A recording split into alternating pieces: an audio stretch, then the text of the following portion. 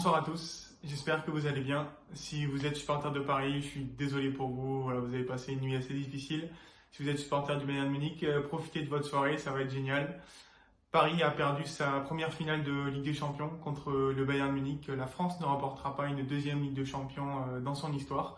Et on va analyser maintenant comment le Bayern Munich a dominé le PSG en finale.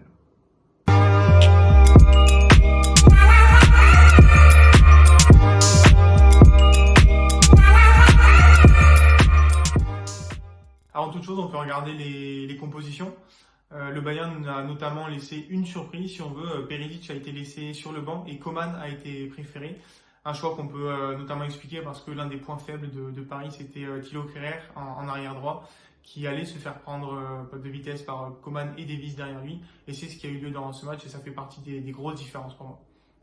De l'autre côté, Paris a laissé un schéma assez classique, un 4-3-3 qu'ils ont continué de perfectionner durant la compétition, avec Paredes, Marquinhos et Herrera en trois milieux défensifs. Choix qui peut-être n'aura pas été payant, mais qui sur le coup en tout cas paraissait logique. Et donc j'utilise le mot dominer parce que c'est vraiment le sentiment que j'ai sur l'ensemble du match. Un Bayern Munich qui a tout simplement été plus fort dans la plupart des compartiments du jeu et qui au fur et à mesure du match a pris l'ascendant sur Paris, donc, du point de vue technique et surtout du point de vue physique, également du point de vue collectif. Ce soir, c'est plus la victoire d'une organisation, d'un très bon collectif avec de belles individualités face à un Paris qui a malheureusement trop compté sur un énorme match de Neymar et de Mbappé qui aujourd'hui n'ont pas eu lieu du fait de la très bonne organisation du Bayern. On va un petit peu regarder ça. Le début du match a été assez classique pour une finale de Ligue des Champions. On a bien eu une quinzaine de minutes assez stressantes où les équipes ont vraiment pris très peu de risques et on a retrouvé le schéma auquel on s'attendait. Le Bayern qui pressait beaucoup, très haut, le Paris Saint-Germain, pour les forcer soit à dégager, soit à repasser par derrière et à tenter des passes un peu dangereuses pour récupérer la balle. Le PSG a accepté ce pressing, cette domination bavaroise qui se concrétise avec près de 60% de possession en première mi-temps pour le Bayern et a préféré agir en contre, ce qui en première mi-temps a plutôt très bien marché. Et donc la conséquence de tout ça, c'est qu'on va observer quelque chose, notamment au début du match, mais en fait jusqu'à la fin du match, des arrières latéraux des deux côtés, donc c'est-à-dire Kimmich et Davies côté Bayern et Kehrer, Bernat côté Paris, qui ne vont pas souvent monter ensemble. Il y en a toujours un qui va monter et l'autre qui va rester un peu plus derrière pour protéger en fait l'éventuelle contre-attaque. Les deux équipes avaient très peur en fait de la puissance offensive des deux autres équipes.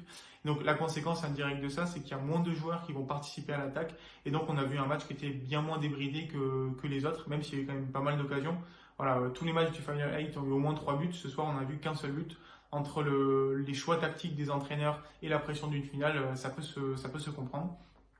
Le début du match va plutôt donner raison au PSG, puisqu'à partir de la 15e minute, on a Mbappé qui va réussir 3 fois à être trouvé dans l'espace sur le côté gauche. Kimmich qui n'aura pas bien défendu sur lui, en tout cas dans la profondeur, qui ensuite se rattrape plutôt bien dans la surface, même si on peut aussi dire que Mbappé a fait quelques mauvais choix. Et finalement, la première très grosse occasion du match, elle est pour Paris. Donc avec Mbappé qui se fait décaler sur la gauche sur une très belle passe, qui décale directement Neymar. Et Neymar qui face à Neuer tente la frappe. Et Neuer fait un double arrêt sur Neymar. Il prend beaucoup de place. Il a un petit peu de réussite, c'est vrai, sur son arrêt.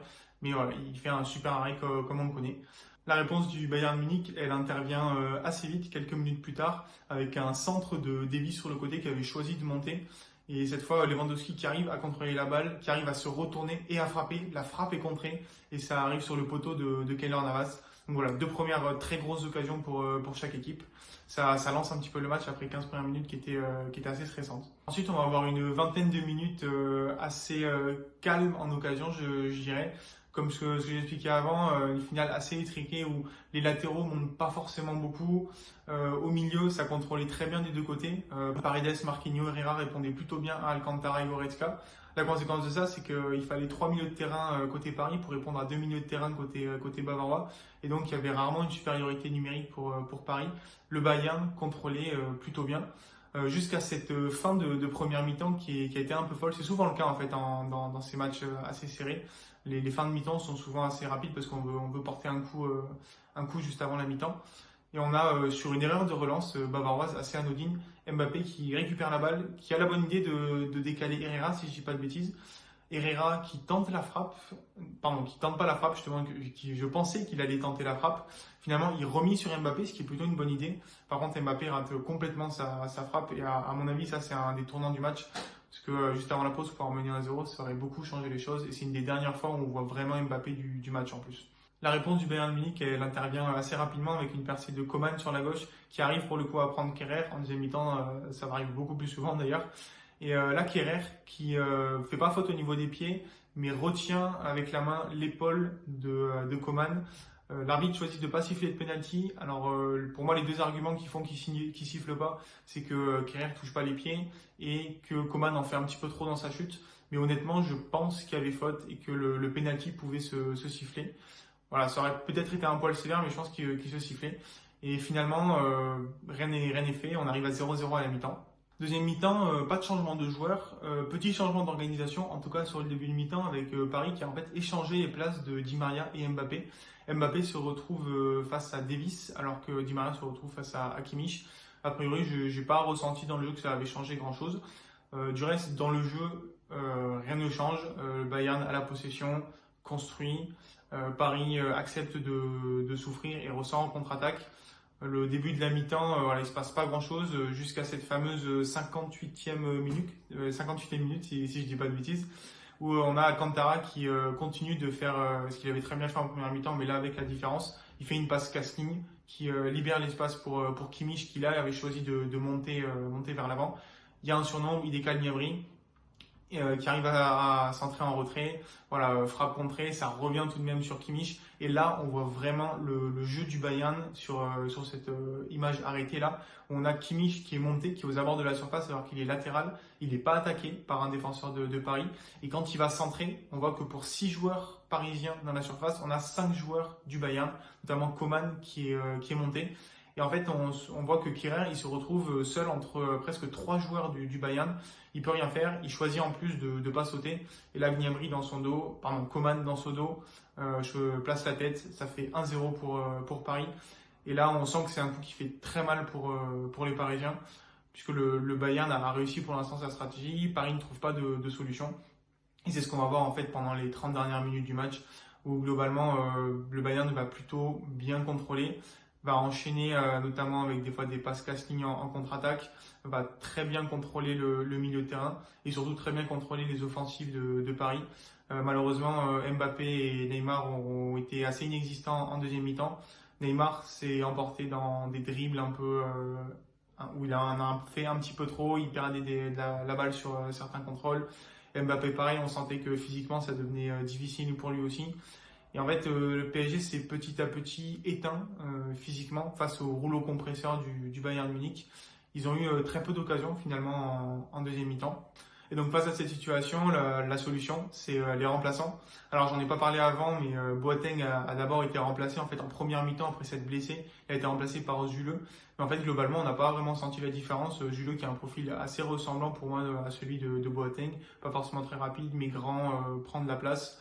Donc il a très bien tenu ce rôle, ce qui n'est pas facile de rentrer quasi sans échauffement vers la 30e minute. Mais en deuxième mi-temps, on a globalement le choix du Bayern et de Flick de changer rapidement les deux ailes, donc Gnabry et Perisic, pour faire entrer 2 joueurs frais. Et en fait, ça aurait été un très bon coaching pour moi, parce que ça a permis d'achever physiquement Kerrer et Bernat. Bernat qui est sorti avec des crampes vers la 80e. Kerrer qui s'est fait en fait prendre tout le long de la deuxième mi-temps, d'abord par Coman, puis ensuite par Coutinho. Physiquement, malheureusement, il ne pouvait pas tenir. Une raison à ça aussi, c'est que malheureusement, et ça on peut le voir encore sur des images, l'équipe de Paris elle est découpée en défense. Mbappé, Neymar, Di Maria défendent peu, en tout cas défendent sur les premiers pressings, mais ensuite ils reviennent rarement défendre. Et donc Paris a défendu à 7, et notamment les ailiers se retrouvent souvent à 1 contre 2 quand les latéraux du Bayern montaient. Donc ça, physiquement, c'est très fatigant. Et donc, ils ont fini le match cramé. Donc, faire rentrer encore 2 ailiers pour le Bayern, c'était une bonne idée, dans le sens où ils ont continué à apporter du danger sur les côtés, puisque au centre, c'était vraiment difficile de passer. Marquinhos, Thiago Silva, Kimpembe ont encore été très solides tout le match. Thiago Silva un poil en dessous, mais surtout Marquinhos et Kimpembe, ils ont très bien muselé le centre. Et donc, sur les côtés où il y avait le point faible des Parisiens, le Bayern a poussé. En face, la réponse de Tuchel, elle a été moyenne, je dirais. Faire entrer Verratti, c'était obligatoire. Il avait 30 minutes dans les jambes. Il a fait son match, franchement, il a fait des bonnes passes. Il a fait ce qu'on lui demandait de faire, en fait. Sauf que, voilà, à la 60e minute, ses partenaires commençaient à être déjà fatigués. Ensuite, il y a eu la rentrée de Draxler, qui pour le coup a très peu apporté. Sortir Herrera, qui récupérait pas mal de ballons pour faire entrer Draxler, qui dans le jeu, malheureusement, a pas assez créé. C'était peut-être pas une bonne idée parce qu'il a voulu garder son système. Peut-être qu'il aurait dû changer de système pour apporter pour donner plus de liberté à Draxler. On a aussi Choupo-Moting et Kurzawa qui sont rentrés. Choupo-Moting qui malheureusement n'a pas été salvateur comme contre l'Atalanta. Et c'est finalement en fin de match quand on part un peu sur du hors football, c'est-à-dire le football devient plus haché. Il y a eu beaucoup de fautes des Bavarois, de l'énervement côté Paris, des changements qui s'enchaînent, donc ça coupe un petit peu le match. Et finalement, sur une très bonne intervention de Kerrer qui avait sauvé le coup suite à encore une passe casse-ligne, où cette fois c'était Coutinho qui avait réussi à atteindre Lewandowski. Suite à cette très bonne intervention, sur la contre-attaque, Verratti arrive à trouver Mbappé sur la gauche. Mbappé qui fixe, qui fait un gros effort comme Neymar et ses partenaires, c'est du 4 contre 4. Il arrive à décaler Neymar superbement. Neuer sort bien, Neymar arrive à se retourner, tire, et là Choupo-Moting malheureusement rate la balle. Contre l'Atalanta, il avait mis, là il rate la balle et c'est une action qui va sonner le glas des espoirs pour Paris malheureusement. Je reviens rapidement avec mes tops et mes flops, donc je reprends mes notes parce que j'ai dû faire assez vite. Pour moi, 3 tops. Côté Bayern, forcément. Coman, c'est lui qui a fait énormément de différence sur les côtés, qui a cramé Kerrer tout simplement, et qui marque le seul but, le but de la victoire. Je peux que le mettre en top.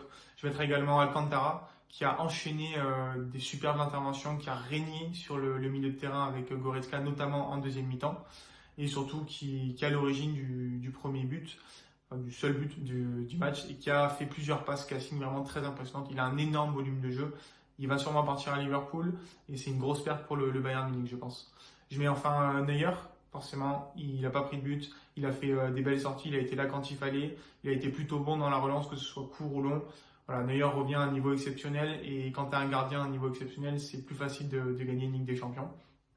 Côté Paris, j'aimerais quand même mentionner Kimpembe et Marquinhos qui pour moi ont fait des matchs très solides en défense.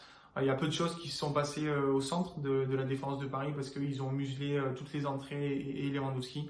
Voilà, un super tournoi pour les deux joueurs. Malheureusement, sur les côtés, c'était pas suffisant. Et côté flop, je suis obligé de mettre Neymar et Mbappé. La stratégie de Paris, c'était de défendre et d'espérer des exploits individuels de leur part. Ce soir, ça n'a pas été le cas. Ils ont été très bien pris par les défenseurs du Bayern, les défenseurs et les milieux. Toujours des prises à 2 ou 3, suffisamment de fautes et d'anti-jeux, on va dire, pour un peu les énerver.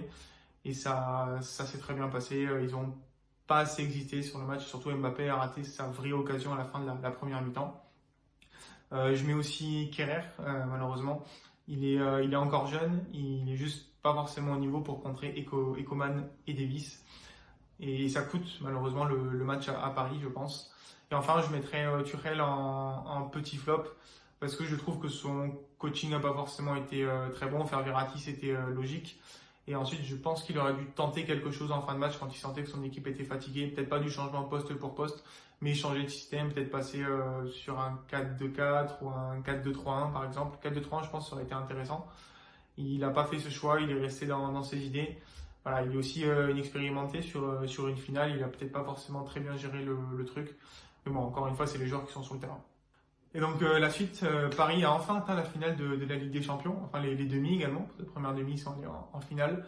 C'est pas pour cette année parce qu'en face il y avait une équipe qui était vraiment calibrée pour la gagner, c'était l'année du Bayern, on le sentait venir depuis un moment.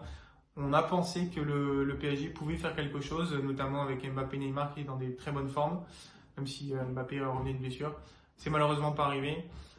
Et on espère que l'année prochaine, avec un collectif qui va peut-être s'étoffer en fonction des recrutements et peut-être un peu moins de problèmes sur les blessures. C'est vrai que Verratti revenait de blessure, Mbappé revenait de blessure, Navas revenait de blessure. Le Bayern était un peu moins embêté de ce côté-là. On peut espérer que sur la nouvelle Ligue des Champions, ça se passe encore mieux pour Paris. Pourquoi pas les revoir en demi ou en finale. Côté Bayern, mercato important à venir. Il y a des joueurs qui vont partir peut-être. Il y a des joueurs qui vont arriver ou qui sont déjà arrivés. Il me tarde de voir Leroy Sané dans cette équipe. Je ne sais pas comment il va trouver sa place dedans. Mais si voilà, Flick arrive à encore une fois tirer le meilleur de son groupe, le Bayern part directement favori pour la prochaine Ligue des Champions. Et donc j'en ai fini pour cette finale de la Ligue des Champions. Je n'ai fini pour la Ligue des Champions. Voilà, j'ai fait 7 vidéos, je crois, sur la Ligue des Champions 2019-2020. C'était un grand plaisir de suivre ce Final 8. C'était différent. Pas forcément la Ligue des Champions dont on retiendra le plus, mais quand même, elle était différente. Il y a eu beaucoup de buts, des super matchs. Une équipe française en finale, 2 équipes françaises en demi.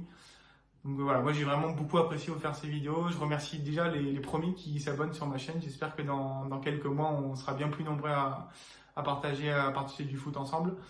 Donc je vous remercie encore une fois. Pour les autres, n'hésitez pas à lâcher un like, à commenter, à vous abonner si vous voulez voir un peu plus de mes vidéos. Voilà, je vais continuer à parler foot. Je vais essayer de mettre en place d'autres vidéos, continuer ma série aussi sur les stades de foot et parler un peu d'actualité. En attendant, je vous souhaite une très bonne soirée, une très bonne journée selon quand vous regardez la vidéo. Et je vous dis à très bientôt, j'espère. Ciao, ciao.